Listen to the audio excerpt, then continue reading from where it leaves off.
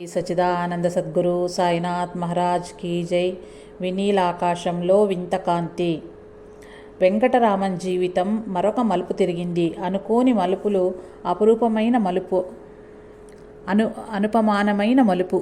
అప్రయత్నంగా సమాధిలో వెళ్ళిపోతాడు. నిర్వికల్ప సమాధ, సవికల్ప సమాధ, సహజ సమాధ అతనికే తెలియాలి. స్ఫురణ వచ్చినప్పుడు కూడా తను ఆ 3.5 మూరల శరీరాన్ని కాదని, తాను వేరని తలపోస్తాడు. తరచూ మీనాక్షి సుందరేశ్వరుల ఆలయానికి వెళ్ళి 1000 కాళ్ల మండపంలో తిరుగుతూ అక్కడి శిలా ప్రతిమలను తిలకిస్తూ కన్నీరు కారుస్తాడు. అవి ఆనంద బాష్పాలో లేక ఏదో చెప్పరాని ఆవేదనో.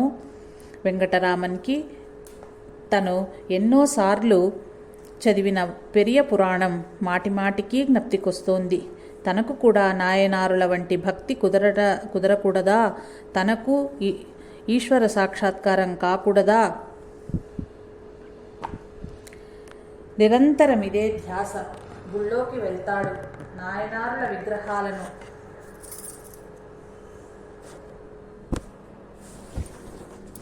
నాయనారుల విగ్రహాలను మహోద్వేగంతో చూస్తూ అలాగే నిలిచిపోతాడు. ఇలా ఉండగా సుమారు 1 సంవత్సరం క్రితం తన బంధువు ఒకరు తటస్థపడటం, అరుణాచలమనే పదాన్ని ప్రప్రథమంగా ఆయన ముఖత వినడం, తనకు అప్పుడు ఒక వర్ణనాతీతమైన అనుభూతి కలగటం, ఇదంతా గుర్తుకొచ్చింది. గుర్తుకు రావటమే కాదు, ఆనాటి దివ్యానుభూతిని తిరగతోడింది. క్రమక్రమంగా నా తండ్రి ఈశ్వరుడు అరుణాచలుడనే పేరుతో అరుణాచలంలో ఉన్నాడు. నన్నక్కడికి రమ్మని పిలుస్తున్నాడు. నేను అరుణాచలం వెళ్ళాలి, నా తండ్రి దర్శనం చేసుకోవాలి అనే ధోరణి బలపడిపోయింది. ఆలయానికి పలుమార్లు వెళ్ళి తల్లి మీనాక్షిని, తండ్రి సుందరేశ్వరుడిని ప్రార్థిస్తాడు. కన్నీరు మున్నీరుగా ఏడుస్తాడు. వెంకటరామన్లో వచ్చిన మార్పుకి ఇంట్లో వాళ్ళు, స్నేహితులు కూడా ఆశ్చర్యపోయారు. అటువంటి మార్పు అమాంతంగా ఎందుకొచ్చి పడిందో ఎవరికీ అంతు చిక్కలేదు. తనకొచ్చిన మృత్యానుభవము సంగతి ఎవరికీ తెలియదు. తను ఎప్పుడైనా ఎవరికైనా చెబితేగా ఏమడిగినా ఉలకడు పలకడు. నీళ్లు తెమ్మంటే తెస్తాడు, కూరలు తరగమంటే తరుగుతాడు, పప్పు రుబ్బమంటే రుబ్బుతాడు. ఏది చెబితే అది చేస్తాడు. అన్నీ యాంత్రికంగానే. పుస్తకం తెరుస్తాడు. ఏమి చదువుతున్నాడో తనకే తెలియదు. చదువుతూ సమాధికి వెళ్ళిపోతాడు. అది ధ్యానమో, శూన్యమో, నిరామయ స్థితో మరేదో. అంతటితో సరిపోలేదు. ఒళ్ళంతా మంటతో బాధపడటం మొదలుపెట్టాడు. ఏదీ ఎవరితోనూ చెప్పడు. ఓర్చుకుంటాడు. ఆటలంటే చెవి కోసుకుంటాడు. ఆటల జోలికి పోవటం మానివేశాడు. ఇది వరకు మాట పడేవాడు కాదు. ఎంత స్నేహితుడైనా సరే ఏదైనా అన్నాడో వాడిని పచ్చడి చేసి మరీ వదిలిపెట్టేవాడు. ఇప్పుడు ఎవరేమన్నా ఉదాసీనుడే. అభిమానం, దర్పం మచ్చుకు కూడా కనపడ్డం లేదు. పెద్ద పెద్ద ఇంగ్లీషు చదువులు చదివి ఊళ్ళేళ్లుతాడు మా వెంకట్రామన్ అనుకున్న స్వజనం బాధపడ్డారు. తమ ఆశలు అడియాసలు చేశాడు కదా అని ఎవరేమన్నా పడతాడు కానీ చదవడు. అడిగిన దానికి సమాధానం చెప్పడు. ఆలయానికి వెళ్ళటం మానడు. తెలివైన వాడే కానీ చదువు మీద శ్రద్ధ లేదు. ముందు శ్రద్ధ కలగపోతుందా? బాగా చదివి పెద్ద పెద్ద ఉద్యోగాలు చేయలేకపోతాడా అనుకున్నారు కానీ చదువు మీద అశ్రద్ధకి తోడు నిర్లిప్తత, ఎందుకు కొరగాని వైరాగ్యం, కూడు గుడ్డా పెట్టని వేదాంతం అలవడుతాయనుకోలేదు వాళ్ళు. పలు విధాలా చెప్పి చూచారు. రకరకాలుగా దెప్పిపొడిచారు. ఏమి చేసినా లాభం లేకపోయింది. స్కూల్లో మాస్టర్లు ఎంతో ప్రయత్నించారు. కొట్టారు, తిట్టారు, గోడ కుర్చీ వేయించారు. తోటి విద్యార్థులు నవ్వారు, హేళన చేశారు. ఎవరేం చేసినా ఫలితం మాత్రం శూన్యం. ఆగస్టు 29, 1896 శనివారం ఉదయం 10 గంటల సమయం. వ్యాకరణమో మరేదో స్కూల్లో అప్పచెప్పకపోవటం మూలాన 3 సార్లు ఆ పాఠాన్ని చూచివ్రాత రాసుకురమ్మన్నారు మాస్టారు. మేడ మీద గదిలో కూర్చొని రాసుకుంటున్నాడు. అన్న నాగస్వామి కూడా ఆ గదిలోనే ఉన్నాడు, ఏదో చదువుకుంటూ. ఎలాగో 2 సార్లు రాశాడు. 3వసారి రాయబోతున్నాడు. అప్రయత్నంగా కన్నులు మూతపడ్డాయి. ధ్యానంలో మునిగిపోయాడు. అన్న చూశాడు తమ్ముడి వాలకం. స్వామి యోగేశ్వర, తమ తపస్సును కనువుగా ప్రదేశములు అడవులు గాని గృహములు కావు అన్నాడు హేళనగా. అన్న వెక్కిరింపు తమ్ముడికి నగ్నసత్యంగా స్ఫురించింది. అంతేకాదు, అది తన తండ్రి అరుణాచలుని పిలుపేనని నిర్ధారణ చేసుకున్నాడు. ఇక క్షణమాత్రం ఆలస్యం చేయలేదు. లేచి నుంచున్నాడు. ఎక్కడికి ప్రయాణం అని అడిగాడు అన్న. స్కూల్లో స్పెషల్ క్లాస్ ఉంది, వెళ్తున్నా అన్నాడు తమ్ముడు. అయితే సరే, వెళ్తూ వెళ్తూ కాలేజీలో నా జీతం కట్టేయి. పెట్టెలో 5 రూపాయలున్నాయి, తీసుకో. పిన్నమ్మనడుగు, పెట్టె తాళం ఇస్తుంది అన్నాడు నాగస్వామి. సరేనని మేడ దిగాడు వెంకట్రామన్. దిగుతూ దిగుతూ, తండ్రి, నీకు నా మీద ఎంత దయా! నీ దగ్గరకు రావటానికి ప్రయాణపు ఖర్చులు కూడా సమకూర్చావా అనుకున్నాడు. దిగి పిన్నమ్మతో అన్నాడు. తన స్కూలుకు వెళ్ళాలని, కాలేజీలో జీతం కట్టాలని, భోంచేసి వెళ్ళమంది పిన్నమ్మ. కాదనలేకపోయాడు. భోజనమైన తరువాత పెట్టె తాళం తీసి 3 రూపాయలు మాత్రమే తీసుకుని ఒక ఉత్తరం రాసి ఆ పెట్లో పెట్టి బయటకు నడిచాడు. ఆ ఉత్తరంలో ఉన్నదిది: నా తండ్రి పిలుపునందుకొని నా తండ్రి దగ్గరకు వెళ్తున్నాను. ఇది మంచి పనికే బయలుదేరింది కాబట్టి దీన్ని వెతకటానికి మీరెవ్వరూ శ్రమ పడవద్దు, డబ్బు ఖర్చు పెట్టవద్దు. నీ జీతం కట్టబడలేదు, ఇందులో ఇంకా 2 రూపాయలున్నాయి. ఇట్లు. చిత్రమైన ఉత్తరమే గాని ఎంత అర్థముంది అందులో. నా తండ్రి అరుణాచలుని పిలుపునందుకుని అని రాస్తే అరుణాచలం వచ్చి తనను పట్టుకుంటారని అలా రాయకుండా నా తండ్రి పిలుపు అందుకుని అని మాత్రమే రాశాడు. ఇక నా తండ్రి దగ్గరకు వెళ్తున్నా అనటం జీవాత్మ అయిన నేను, పరమాత్మ అయిన నా తండ్రి దగ్గరకు వెళ్తున్నాననడమే. నేను మంచి పనికే బయలుదేరుతున్నాను కాబట్టి దీన్ని వెతకటానికి శ్రమపడవద్దు అని ఎలా రాయగలిగాడు? శరీరం తనది కానీ శరీరం తాను కాదు. మృత్యానుభవం పొందినవాడే ఈ సత్యాన్ని గ్రహించాడు. అందుచేతనే దీనిని వెతకటానికి అని రాశాడు. చిట్ట చివర ఇట్లు అని రాసి ఊరుకున్నాడే కానీ సంతకం చేయలేదు. వెంకటరామన్ అను పేరు తన శరీరానికే చెల్లుతుంది కానీ నామరూపరహితుడు సర్వసాక్షి అయిన తనకెలా చెందుతుంది? ఈ యథార్థాన్ని తను వేరుగా ఉండి తన మృత కళేబరాన్ని సాక్షి మాతృడుగా చూసిన నాడే గ్రహించాడు. వెంకటరామన్ తిన్నగా రైలు స్టేషన్కు నడిచి వెళ్ళాడు. ఆ వేళ 12 గంటలు రావలసిన బండి 1 గంటకొచ్చింది. సకాలానికే వచ్చుంటే అందేది కాదు. తన తండ్రి తనకు అన్ని విధాలా సహాయపడుతున్నాడు. ఇంకేం కావాలి? అరుణాచలాన్నే తిరువణ్ణామలై అంటారని తెలిసిందిగా వెంకటరామన్కి. కానీ తిరువణ్ణామలైకి రైల్వే స్టేషన్ ఉందని తెలియదు. దిండివనంలో దిగి అక్కడికి వెళ్ళాలని అతని ఊహ. ఎవరినీ అడగలేదు. అడిగితే తన ఆచూకీ ఇంట్లో వాళ్ళకి తెలిసిపోతుందని భయం. అందుచేత 2 రూపాయలు 13 అణాలు ఇచ్చి దిండివనానికే టికెట్ కొన్నాడు. తిరువణ్ణామలైకైతే 3 రూపాయలే. విల్లుపురం, కాట్పాటి రైలు మార్గం మీద దగ్గర దారిని ప్రయాణం చేస్తే. అయితే వెంకటరామన్కు టైం టేబుల్ చూడాలని కానీ అడిగి తెలుసుకోవాలని కానీ ఎక్కడా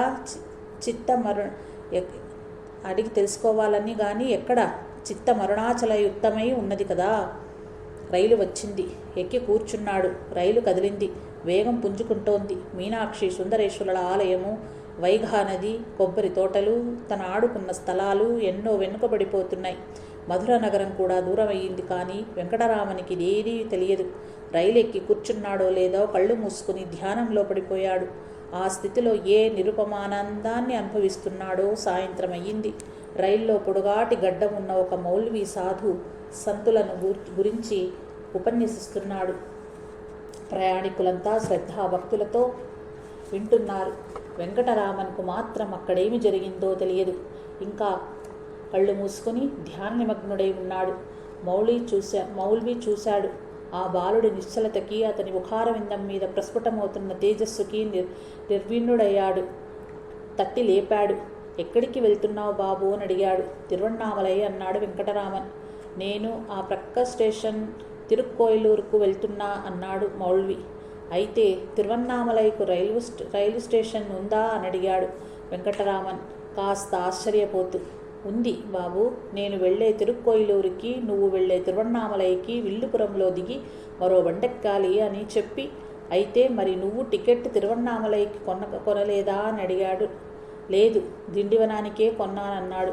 పోనీలే, విల్లుపురంలో దిగి మరొక టికెట్ తిరువణ్ణామలైకి కొందువుగాని అన్నాడు. మౌల్వీ సంభాషణ ముగిసింది. అరుణాచలుడే తన చెయ్యి పట్టుకుని తీసుకెళ్తున్నాడు. తనకెందుకు ఇంక చింత? మళ్ళీ నెమ్మదిగా కళ్ళు మూసుకుని ధ్యానంలో మునిగిపోయాడు. అంతా అప్రయత్నంగానే చూచే వాళ్ళకి మాత్రం నిద్రపోతున్నట్లు అనిపించవచ్చు. చీకటి పడుతోంది. వెంకటరామన్ కళ్ళు తెరిచి చూచేసరికి రైలు తిరుచునాపల్లి స్టేషన్లో నిలిచి ఉంది. తిరుక్కోయిలూరుకు వెళ్తూ ఉన్న మౌల్వీ లేదు. తను దిండివనానికి పోకుండా విల్లుపురంలోనే దిగమని చెప్పటానికి తన తండ్రి అరుణాచలుడు పంపిన దూత కాదు కదా. వెంకటరామనికి అప్పుడు ఆకలేసింది. మధురలో టికెట్ కొనగా ఇంకా 3 అణాలున్నాయి తన దగ్గర. అందులో నుంచి అర్ధనా పెట్టి 2 బేరీకాయలు కొన్నాడు. కానీ ఒక కాయలో 4వ వంతు అయినా తిన్నాడో లేదో ఆకలి తీరిపోయింది. నిన్నటి వరకు 3 పూటల అన్నం తిన్నాడు. దొరికినంత చిరుతిండి తిన్నాడు. అప్పుడు గాని ఆకలి తీరేది కాదు. ఈవేళ ఇదేమిటి? కాస్త బేరికాయ ముక్క తినగానే కడుపు నిండిపోయింది. తనకు చిత్రంగా తోచింది. కాసేపటికి మళ్ళీ సమాధికి వెళ్ళిపోయాడు. ఇంకా తెల్లవారకుండానే రైలు వెల్లుపురం చేరింది. వెంకటరామన్ దిగాడక్కడ. బాగా తెల్లవారేదాకా స్టేషన్లో ఉండి అప్పుడు ఊళ్ళోకి వెళ్ళాడు. 4 వీధుల మొగళ్లలోనూ బోర్డులు చూశాడు. ఏ బోర్డు మీద తిరువణ్ణామలైకు పోవు మార్గము అని లేదు. మాంబలం పట్టుకు పోవు మార్గమని ఉన్నదొక వీధి మొగట.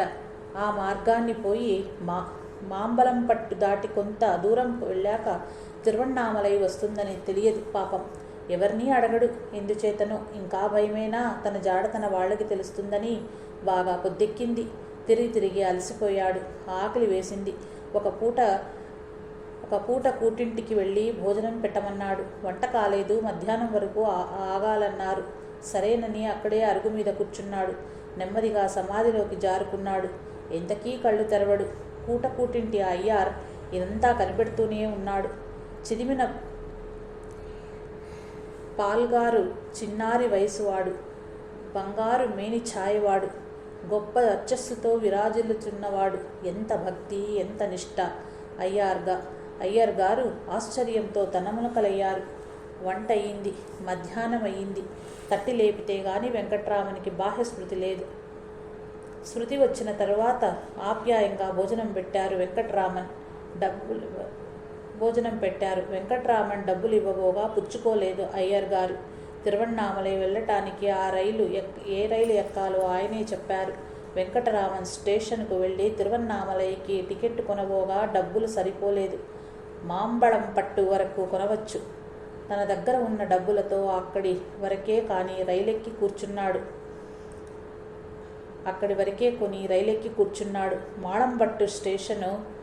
మాంబళంపట్టు స్టేషన్ వచ్చింది. దిగాడు.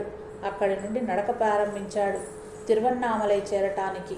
విల్లుపురంలో ప్రొద్దుట ఎంతోసేపు నడిచాడు. ఇప్పుడు మిట్ట మధ్యాహ్నం మళ్ళీ నడక.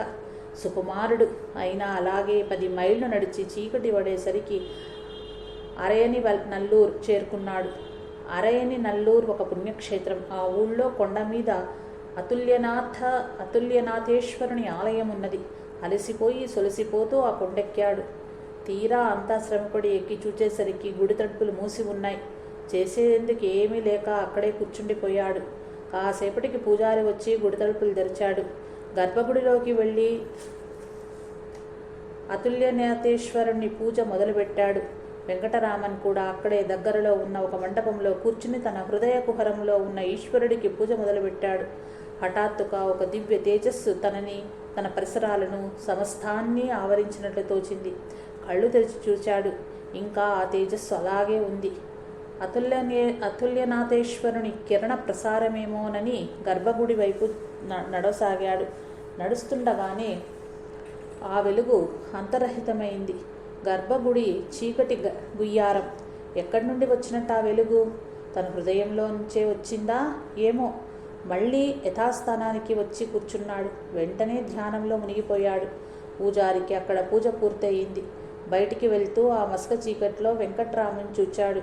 ఎవరయ్యా అక్కడ అని కేక పెట్టాడు. వెంకటరామన్ లేచి పూజారి దగ్గరకు వచ్చి కాస్త ప్రసాదం పెట్టమన్నాడు. తమకి ఇక్కడ విందు చెయ్యటానికి రాలేదు మేము అన్నాడు ఆ కఠినాత్ముడు విటకారంగా.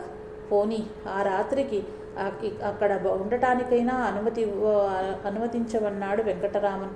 లాభం లేదన్నాడు ఆ కఠినాత్ముడు. ఇదంతా చూచిన దేవాలయ పరిచారకులు ఇక్కడికొక మైలు దూరంలో విరాటేశ్వర ఆలయం ఉంది. అక్కడ ప్రసాదం దొరకవచ్చు, మాతో రా అన్నారు. వాళ్లతో బయలుదేరి వెళ్ళాడక్కడికి. అప్పుడు అక్కడ కూడా పూజ జరుగుతోంది. ఈలోపుగా వెంకటరామన్ ధ్యానంలో పడ్డాడు. పూజ అయిన తరువాత పూజారి వచ్చి లేవగొట్టాడు. కానీ ప్రసాదం పెట్టిన పాపాన మాత్రం పోలేదు. అక్కడి వాద్యగాంటలతో ఒకడు వెంకట్రామన్ చర్య గమనించాడు. జాలిపడి తన భాగం ఆ కుర్రాడికి పెట్టమని ప్రాధేయపడ్డాడు. అందుకు ఒప్పుకొని అలాగే పెట్టాడు ఆ పూజారి. వెంకట్రామన్ ఆ ప్రసాదాన్ని తీసుకొని మంచినీళ్లు ఎక్కడ దొరుకుతాయి అని అడిగాడు. అప్పుడు ఆ పరిచారకులు వెంకటరామన్ని బ్రాహ్మణ వీధిలో ఒక శాస్త్రి గారింటికి తీసుకెళ్లారు. ఆ ఇంటి వారు మంచినీళ్లు తెచ్చిచ్చే లోపుగానే వెంకట్రామన్ శోష వచ్చి కళ్ళు తిరిగి పడిపోయాడు. శృతి వచ్చి చూసేసరికి ఆకులోని ప్రసాదము కొంత చెల్లాచెదురై ఉంది. జనం తన చుట్టూ మూగి ఉన్నారు. ఆకులో మిగిలి ఉన్న ప్రసాదాన్ని ఆరగించి ఆ రాత్రి వీధిలోనే ఒక ఇసుక తిన్నె మీద పడుకుని నిద్రపోయాడు. ఇల్లు విడిచిపెట్టిన తరువాత అది 2వ రాత్రి. తెల్లవారింది. ఈనాడు గోకులాష్టమి. ఆనాడు గోకులాష్టమి. ఆ బ్రాహ్మణ వీధిలోనే పోతూ ఒక ఇంటి ముందు ఆగి అన్నం పెట్టమన్నాడు. ఆ గృహ యజమాని పేరు ముత్తుకృష్ణ భాగవతార్. ఆయన తన చెల్లెలు నదికి స్నానానికి వెళ్ళిందని, ఆమె వచ్చేదాకా ఆగమని చెప్పాడు. అంతలో ఆమె రానే వచ్చింది. వెంకట్రామన్ని చూచింది. ముఖం వాడిపోయి ఉంది. అయినా ఈ గోకులాష్టమి నాడు ఆ గోపాల బాలుడే ఈ రూపాన్ని వచ్చినట్టు తోచింది ఆమెకు. వెంటనే వంట మొదలుపెట్టింది. కానీ వంటయ్యే వరకు తాళగల స్థితిలో లేనట్టు కనపడ్డాడు ఆ బాలుడు. చద్దన్నం ఉన్నట్లు గుర్తొచ్చింది. పర్వదినమైనా మైలపడిపోతుందని తెలిసినా ఆ చద్దన్నాన్ని తెచ్చి వెంకటరామనుకు పెట్టింది. వెంకటరామనుకు 2 ముద్దలు తినేసరికి కడుపు నిండిపోయినట్టయింది. అయినా సరే పెట్టినదంతా బుజ్జగిస్తూ తినిపించింది ఆ తల్లి. తిరువన్నామలై అక్కడికి ఇంకా 20 మైళ్ళుంది. నడవగలడా? రైలు మీద పోదామంటే చిల్లిగవ్వలేదు. అంతలోనే గుర్తొచ్చింది వెంకట్రామకి. తన చెవులకు కెంపుల దుద్దులున్నాయని. వాటిని అమ్మకూడదా? ఎవరిని అడగాలి? కొంతసేపు తనలోనే తర్జన భర్జన పడి చివరకు ఆ గృహ యజమాని ముత్తుకృష్ణ భాగవతార్ని అడిగి 4 రూపాయలు పుచ్చుకున్నాడు. తన దుద్దులు తాకట్టు పెట్టి ప్రయాణంలో పెట్టపోయింది. అరుణాచల యాత్ర పూర్తి చేసుకుని ఇంటికి వెళ్ళిన తరువాత డబ్బు పంపిస్తాను అన్నాడు. భాగవతార్ అడిగిన దానికి సమాధానంగా తన దేవురని చెప్పాడో. మధుర అని కానీ తిరుచ్చలి అని కానీ చెప్పి ఉండడు. అలాగే చెప్పి ఉంటే 4 రూపాయలు ఎట్లా సరిపోతాయి అని అడగడా భాగవతార్. ఆటపాటల్లో కానీ వేళాకౌలాలానికి కానీ అబద్ధమాడని వెంకటరామన్కి అబద్ధమాడక తప్పలేదు. నిజం చెప్పి తన తండ్రి వద్దకు వెళ్తున్న ప్రయాణానికి అడ్డంకులు కల్పించుకునే దానికంటే అబద్ధం చెప్పినా తన తండ్రి చేరుకోవటం ముఖ్యం, తన కర్తవ్యం, తన గమ్యం అనుకున్నాడు కాబోలు. కొంతసేపైన తరువాత భాగవతార్ చెల్లెలు పిలిచి ఇద్దరికి పిండి వంటలతో సహా భోజనం పెట్టింది. అంతేకాక రాత్రి కూడా తినమని కొంత పలారాన్ని పొట్లం కట్టించింది వెంకట్రామన్కి. వాళ్ళ దగ్గర సెలవు తీసుకుని బయలుదేరి స్టేషన్కు వెళ్ళాడు. తెల్లవారుజామున కానీ బండి లేదన్నారు. ఆ రాత్రికి స్టేషన్లోనే పడుకుని నిద్రపోయాడు. ఆ రోజు 1896వ సంవత్సరం సెప్టెంబర్ నెల 1వ తారీఖు. ఇంకా బాగా తెల్లారలేదు. వెంకటరామన్ టికెట్ కొనుక్కొని బండి రాగానే ఎక్కి కూర్చున్నాడు. రైలు కదిలింది. వడివడిగా పోతోంది. తిరువన్నామలై అంతకంతకు దగ్గరవుతోంది. తండ్రి అరుణాచలని దర్శనం చేసుకునే క్షణాలు సమీపిస్తున్నాయి. వెంకటరామన్ ఆనంద బాష్పాలు రాలుస్తున్నాడు. తన తండ్రిని ఏనాడు చూచాడో గుర్తులేదు. ఇప్పుడు ఆయన అరుణాచలంలో ఉన్నాడని తెలిసింది. పైగా తనకక్కడికి రమ్మని పిలిచాడు. వెళ్తున్నాడు. తండ్రిని చూస్తాడు. వెంకటరామన్ పొందుతున్న అనుభూతి వర్ణనాతీతమే. అదిగో అరుణాచల శిఖరం, అదిగో అరుణాచల పర్వతం, అవిగో అరుణాచలేశ్వర గోపుర శిఖరాలు, అదుగో ఆలయం, నా తండ్రి ఇల్లు. వెంకటరామన్ ఉద్వేగం పరాకాష్ఠనందుకున్నది. బండి స్టేషన్లో ఆగిందో లేదో ఒక్క ఉరికి పరుగు తీశాడు దేవాలయానికి. గర్భగుడి తలుపుతో సహా తలుపులన్నీ బార్లా తీసి ఉన్నాయి. ఒక్క మానవ మాత్రుడు లేడు ఆలయంలో. ఉదయం 8 గంటలకు కానీ తెరవని గుడి తలుపులు ఆ వేళ తెల్లారేసరికి ఎందుకు తెరిచి ఉన్నాయి? భక్తులతో సతతం కిటకిటలాడే దేవాలయం అప్పుడు నిర్జనంగా ఉండటానికి కారణమేమిటి? కుమారుడెంత ఆత్రంగా వస్తున్నాడో తండ్రి కూడా అంతకంటే ఆత్రంగా పుత్ర దృఢ పర్విషంగానుసక్తుడై నిరీక్షిస్తున్నాడన్న మాట. వెంకటరామన్ స్టేషన్లో దిగగానే మొదలుపెట్టిన పరుగు నాపకుండా తిన్నగా వచ్చి గర్భగుడిలో ప్రవేశించాడు. తండ్రిని చూచాడు. కౌగలించుకున్నాడు. కన్నీటితో అభిషేకం చేశాడు. తండ్రి, నీ ఆజ్ఞ మేరకు వచ్చేసా అన్నాడు గద్గద స్వరంతో. త్రికరణ శుద్ధిగా తన్ను తాను అర్పించుకున్నాడు తండ్రికి. అంతకు మించి తాను చేయగలిగింది కానీ చెయ్యవలసింది కానీ ఏమీ లేదు. తన తండ్రి అంటే ఆలయంలో లింగమా, అరుణాచల పర్వతమా, వాటి ఎందు ప్రస్ఫుటంగా ఆవిర్భవించి ఉన్నాడే గాని నిజానికి తన తండ్రి సర్వవ్యాపి, సర్వాంతర్యామి, సచ్చిదానంద స్వరూపి, సర్వేశ్వరుడు, సకల లోకేశ్వరుడు, సర్వనియామకుడు, ఆది మధ్యాంతరహితుడు, అవాంగ సగగోచరుడు, అనంతుడు, లోకంబులు లోకస్థులు లోకేశులు తెగిసత్తుది ఆ లోకంబు పెంచీకటి కవ్వల ఎవ్వడే కాకృతి వెలుగు. అతడే తన తండ్రి. వెంకటరామన్కిది ద్యోతకమైంది. కొంతసేపు అయింది. వెంకటరామన్ ఉద్వేగం శమించింది. తాపం చల్లారింది. కన్నీరు కట్టడింది.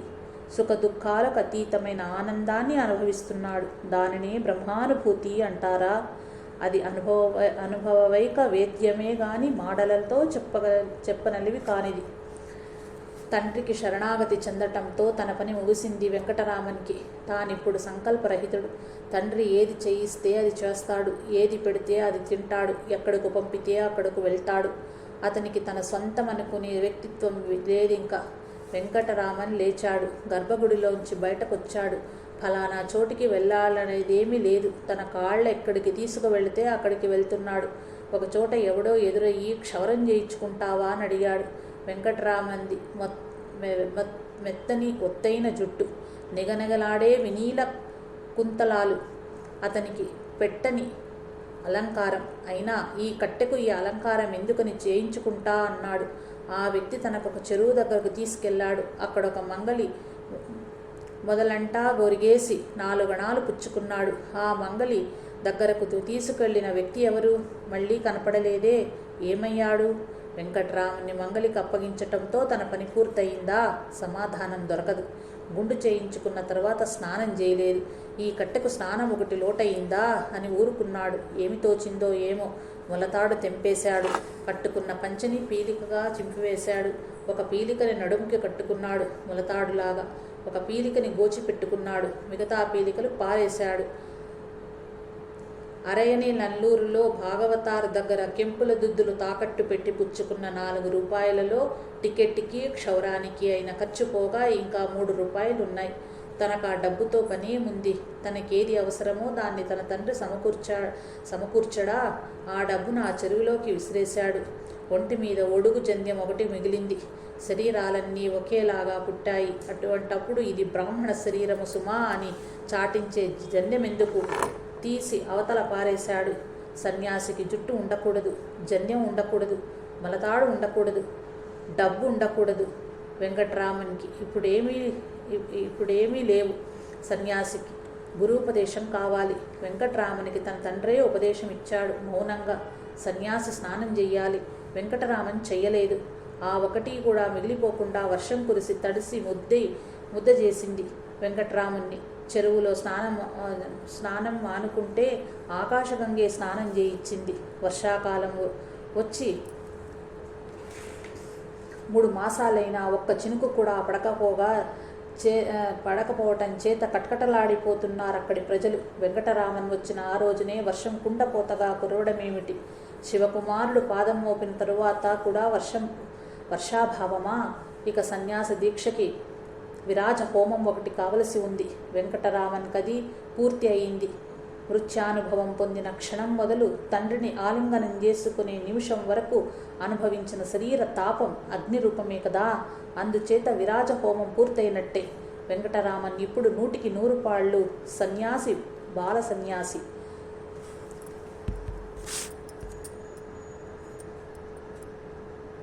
సన్యాసి కొండల్లో, గుహల్లో, అడవుల్లో, తోటల్లో, నదీ తీరాల్లో లేదా దేవాలయాల్లో నివసించాలి కానీ ఇళ్లల్లో, మేడల్లో, అంతఃపురాల్లో ఉండకూడదు. అందుచేత ఈ బాల సన్యాసి తన తండ్రి ఆలయంలోనే మకాం పెట్టాడు. తిరువన్నామలైలోని అరుణాచలేశ్వరాలయం దక్షిణ దేశంలోని ఒక పెద్ద దేవాలయం. 3 ప్రాకారాలు, 11 అంతస్తుల గోపురం. బాల సన్యాసి ఆనాడంతా ధ్యానంలోనే గడిపాడు. ఈ బాలుణ్ణి గమనిస్తూనే ఉన్నాడు ఒక మౌనస్వామి. మరునాడ స్వామి ఎవరితోనో, ఈ బాలుడెవరో కానీ పాపం నిన్నట్నుంచి ఏమీ తిన్నట్లు లేదు, కొంచెం ఏమైనా తెచ్చి పెట్టండన్నాడు. అంటే సాంగ్నతోనే చెప్పారన్నమాట. మౌనస్వామి కదా. అలాగే ఆ స్వామి చెప్పినట్టుగానే వారు ఆహారం తెచ్చిపెట్టారు. ఉప్పుడు బియ్యపు టన్నం, కాసిని పుల్ల నీళ్లు, ఒక ఊరగాయ బద్ద. ఇది తండ్రి తనయుడికి పెట్టిన మొట్టమొదటి విందు భోజనం. ఆలయంలోని 1000 కాళ్ల మండపంలో కూర్చుని తపస్సు చేసుకుంటున్నాడు బాలసన్యాసి. తపస్సు అని అనకూడదేమో. మధురలో మృత్యానుభవాన్ని పొందిన నాడే బ్రహ్మానుభూతి కలిగింది కదా, ఇంకెందుకు తపస్సు? కళ్ళు మూసుకోగానే తనకి ప్రపంచానికి గల సంబంధం విడిపోయినట్టే. నిజానికి ఇప్పుడిక ప్రపంచమూ లేదు, తనూ లేడు, ఈశ్వరుడూ లేడు. కళ్ళు మూసుకోకపోయినా అంతేనేమో. అహంకారం ఉన్నంతవరకే జగదీశ్వరుడు. అహంకారం నశించిన తరువాత మిగిలేదొకటే అహం. అదే ఆత్మ. అది అద్వితీయం, నామరూపరహితం, సచ్చిదానంద స్వరూపం. ఆ స్థితి కోసమే యోగులు యోగాన్ని అనుష్ఠిస్తారు, మునులు మౌనాన్ని పాటిస్తారు, ఋషులు తపస్సు చేస్తారు. దక్షిణాది కంచి ఒక గొప్ప పుణ్యక్షేత్రం. ఆ కంచిలో కామకోటి శాస్త్రులు ఉండేవారు. ఆయన గొప్ప భక్తుడు. ఆయనకి సంతానం కలగలేదు. ఆయన సోదరుడు చిదంబరానికి 4 పిల్లలు, 2 కొడుకులు, 2 కూతుళ్ళు. ఆ కూతుళ్ళిద్దరిలో ఒక ఆమె పేరు మరకతం. ఆ పిల్లంటే శాస్త్రిగారికి పంచప్రాణాలు. మరకతానికి పెళ్ళీడు రాగానే బాగా చదువుకున్నవాడు, సౌమ్యుడు అయిన వరదరాజులనే అబ్బాయికిచ్చి పెళ్లి చేశారు. మరకతానికి ఎన్నేళ్లకు సంతానం కలగకపోయేసరికి శాస్త్రిగారికి కొంచెం బెంగ పట్టుకుంది. వారి ఇష్టదేవత కామాక్షిదేవిని ప్రార్థించారు. ఆ దేవి ప్రసన్నురాలై శాస్త్రిగారికి స్వప్నంలో దర్శనమిచ్చి, ఆ దంపతులకు జ్ఞానకళ ఉదయిస్తుంది, కొంచెం వెన్నపెట్టు అని చెప్పింది. తెల్లవారింది. రాత్రి తనకు వచ్చిన కలను మర్చిపోలేదు శాస్త్రిగారు. దేవి చెప్పినట్టు జరిగి తీరుతుందని త్రికరణ శుద్ధిగా నమ్మారాయన. వారి ఆనందానికి మేరలేదు.